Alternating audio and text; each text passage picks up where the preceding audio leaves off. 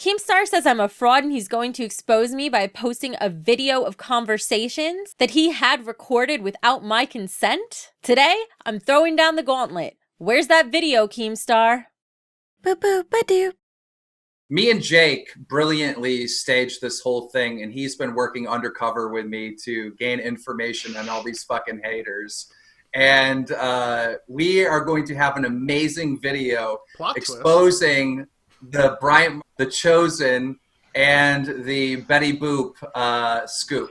A few days ago, I ran a story on Keemstar and Drama Alert discussing his potentially illegal business practices. The bottom line is that if this is true, if this unpaid labor doesn't meet unpaid internship qualifications, Keemstar and Drama Alert may be in for a world of hurt if this is reported to the state or reported federally. It's clear this is 100% proof that I do not pay my fucking staff. Apparently, it struck a nerve because Keemstar couldn't stop mouthing off about the story on Twitter, until finally he went on the Triggered podcast, which was recorded during a live stream, to bash me. But rather than discussing the legal issue I raised, he threw up a smokescreen and said that Jake, the person I interviewed for my story, was a mole. A person that Keemstar planted to discredit the channels that he thinks are his competitors. Except he didn't succeed in discrediting anyone. Jake was only one of the many sources I spoke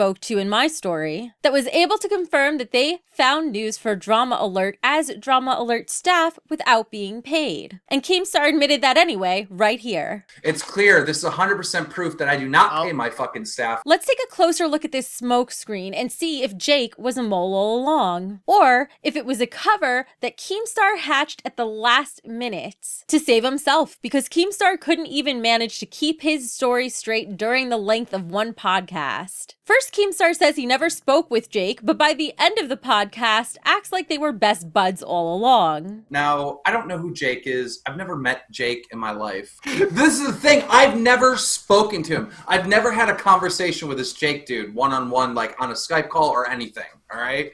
I just want to know why I was fired. Okay, listen. You weren't fired because you were never fucking hired, okay? You went to Mandy. You said, Mandy, please, I want to be in the fucking Drama Alert news group team. Please, please, please. Mandy added you. I've never spoken to you. Me and you have never had a conversation. Me and you have never been in a fucking Skype call. So over the course of 30 minutes, Keemstar says he never knew Jake and had no contact with him, completely trying to discredit Jake. But then it appears that Keemstar had a moment of inspiration, that he could bail himself out of this situation, and he hatches a plan to have Jake say he was a mole. And you can even see the other members of the podcast planning on how they would mute Jake in case something goes wrong. So here we are just before Keemstar's master plan, which he likely just hatched a few minutes before, was revealed. If you set this up, I bet it's going to be gold. All right. Well, you guys talk about something else while I try to figure this out. It's at this point that Keemstar was probably reaching out to Jake and discussing this plan. But that's not all. Then we hear the members of the podcast seeing how they can mute Jake. Am I able to mute him?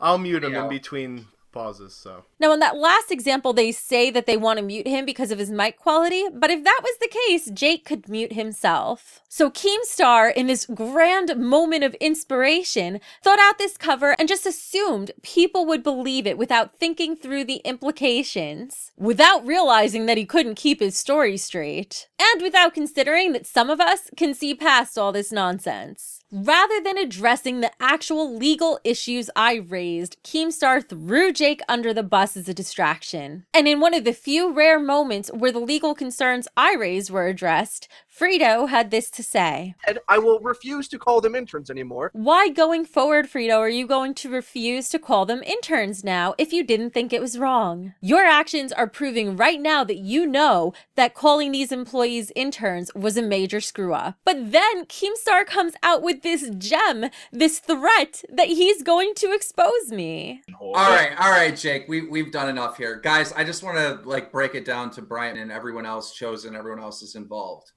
Me and Jake brilliantly staged this whole thing, and he's been working undercover with me to gain information on all these fucking haters. and we are going to have an amazing video Plot twist. exposing the Brian, the Chosen, and the Betty Boop scoop. You got fucking caught, bitches. Jake, you're a fucking legend, dude. Jake has literally been sending me Skype messages and Twitter DMs through this whole fucking process. Okay, you don't understand. We have everything recorded. We have Chosen literally telling them what to fucking say. We have everything. The next time these motherfuckers try to say anything on me, we're gonna fucking expose to your subscribers that you are fake as shit, motherfucker. You just fucked with the wrong motherfuckers. Jake. So when you have a minute to stop applauding yourself, Keemstar, it's been 72 hours. Where's that video? But one more thing. Plot twist. After that video where you said you used Jake to expose the exposers, Jake came to me and told me that you sprung that plan on him at the last minute and surprised him, and he felt too intimidated to speak back against you when he was in front of so many people, which is consistent with the reason why he came to me in the first place, because he felt that you mistreat him. So here it is. You made a threat, and I'm throwing down the gauntlet. You said if I spoke out, you'd use these interviews against me? Where is it? I'm speaking out, so it's time. In every conversation I've had with Jake or anyone in connection to you, I handled the story responsibly and ethically, and I stand behind everything I've said. And you've got nothing in these supposed recordings to use against me. In fact, if you really did plan this from the start and you did have recorded conversations, I find it hard to believe you would even make the threat that you have something against me, because you'd know from those recorded conversations that you have nothing against me at all. The gauntlet has been thrown and the world is waiting. Where's the video? You thrive on the fact that you think you can intimidate other YouTubers, but right now, you just look like another failed internet troll.